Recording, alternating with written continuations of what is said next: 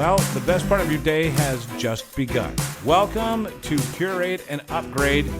My name is Mike Wixon, and right there is Jonathan Nan. He is a hypnotist, and I know what you're thinking.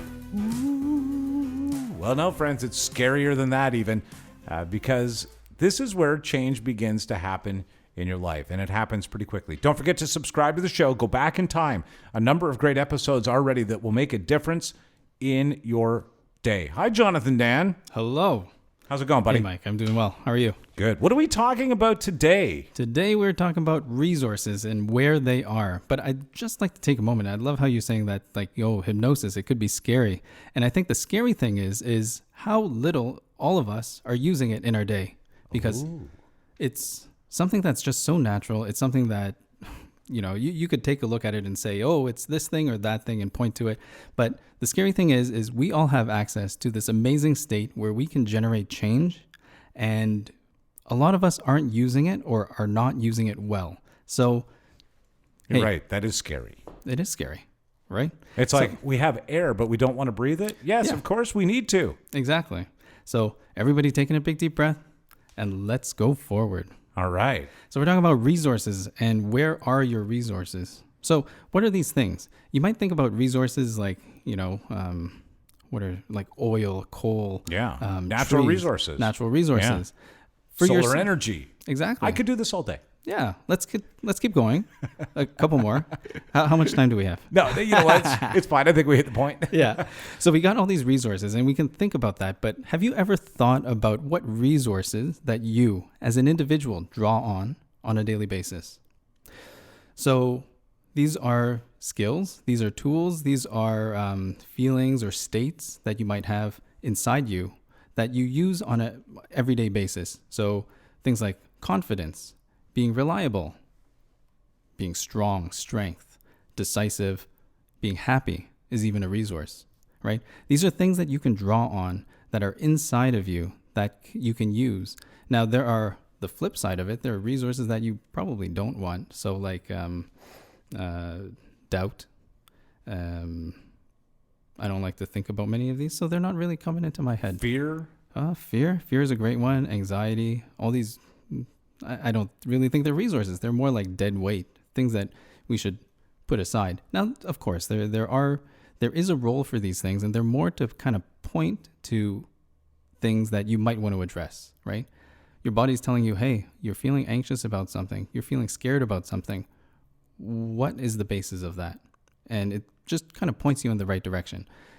However, when you're using these positive resources, these amazing things that in hypnosis and what I do with people is help them find these resources within themselves so that they can just live their life better and have access to better things to deal with a lot of the negative things that might pop up, and then realize that everything that they want, they can have. It's just a matter of accessing the right things. So how do you access a resource, right? If you needed to access confidence, how would you access confidence? I don't really even know how I would just muster that up. Maybe I would remember something I accomplished, something that I did. Yeah, exactly. Yeah? Yeah. Hey, I'm getting the hang of this. Yeah, look at that. You're a hypnotist. And you didn't even know it. Wow. So, yeah, absolutely. That's one great way. Recalling a previous state, right? Where you felt confidence in the past.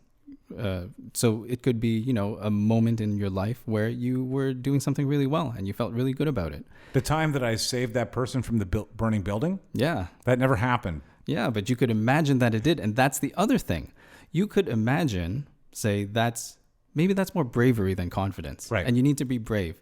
So how do you think, let's say, a fireman who's going out to save someone from a burning building, how do you think they're feeling? How do you think they're getting ready to do that task? And if you can imagine that, you may begin to realize, and right now, all of you out there, and you as well, Mike, if you just imagine there's a burning building, but you are the fireman, you are the guy, you've saved countless people from burning buildings, and you know you're ready for this. So how would you prepare for that? Do you feel that kind of energy building up inside you? You might sit taller. You might breathe deeper. I've got this energy about you. That's right. I've got this because I've done this 1,000 times. Yeah. and you're ready to go and you're ready to jump in. And you can imagine that. And then now that you've imagined that, you can pretend that that's real. And then stop pretending that it's real and that it's just how you're feeling right now. And that's the bravery that you can go forward with. And it's a short exercise, and really that's all it takes. However, sometimes if you're not accessing this type of thing on a regular basis, it might take some more work. Right. However, it's easy as long as you use your imagination. So the more that you draw on all these different states and resources, the easier it becomes to recall, right? So for someone who's always doing public speaking, the first time that they went up in front of a crowd, they probably didn't feel very good about it, nervous and all that. And most of the time, people still have that kind of butterflies in the stomach feeling. For sure. However, when you go out there, and even for yourself as a podcaster, as a guy who worked in radio and media and all of that stuff, you come into a setting like this and it's just natural at this point. You don't even think about what you're doing, right? And that's because you've done it so many times. However, if it was the first time, and you must have sit across from a lot of different people who are doing this for the first time, you can see their hesitation. But as they continue to film or record more and more episodes, then it just becomes a part of them. Yeah, that's true. And, hypnosis has this kind of woo-woo connotation. It's like a kind of ethereal. Ooh. Yeah. However, it's like there's some neuroscience behind it. It's basically like that's how your brain works. The more you do something, the easier it gets, right? So the more that you pretend and imagine that you feel confident or brave or strong, and the more that you practice that, even if it's just imagination pretend, right? It's like how people go through and just do kind of role-playing, situational, exactly, scenarios, So you do all of that, and you imagine, and you visualize, and the more vivid that imagination or that pretend is, then the more real it is, and then your brain almost doesn't know the difference. Well, let me see if I got this right. Yeah. If I was to etch on my brain the number 8 over and over and over again, before long, that groove would be heavy enough that to get out of the figure 8 would be somewhat difficult. Exactly.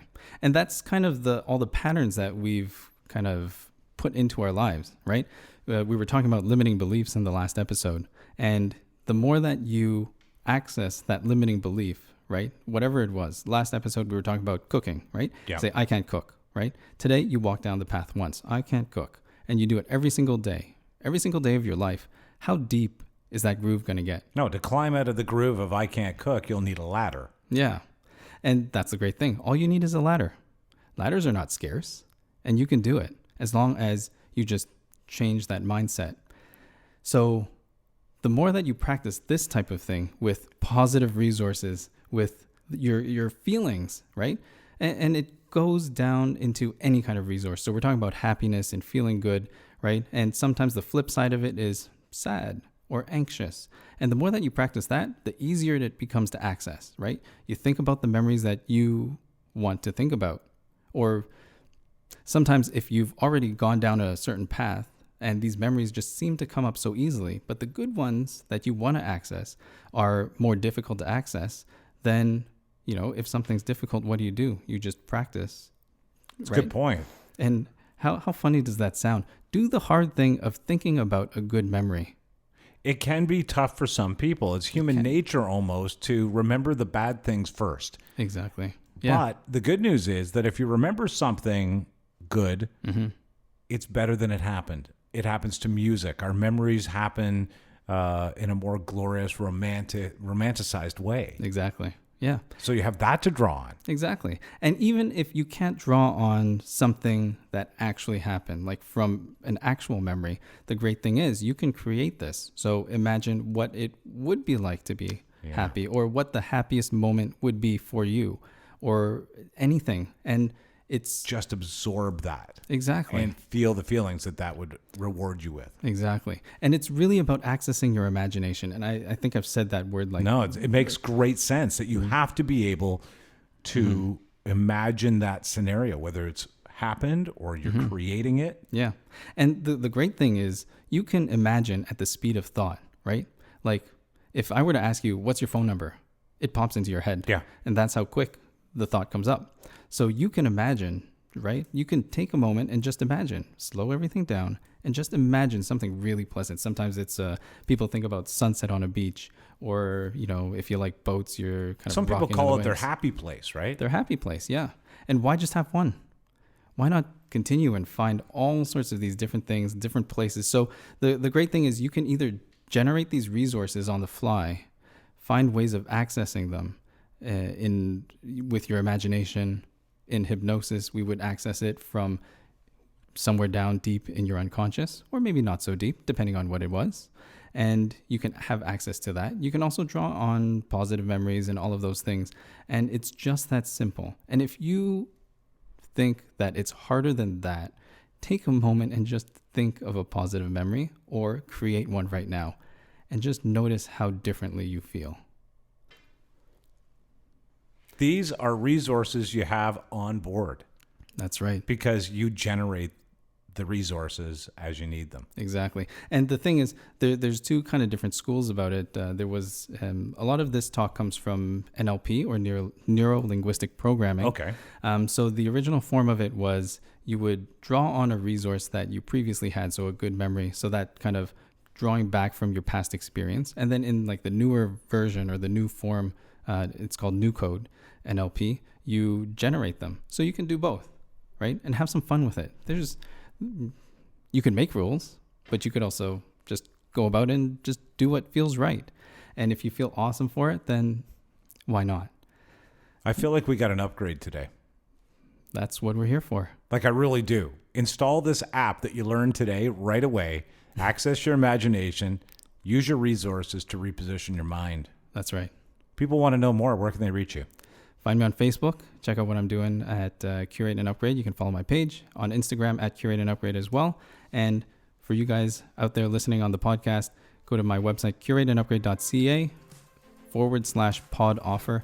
And I just want to put lots of goodies out there for you. Lots of wonderful presents. So check it out. Good vibes. We'll catch you next time.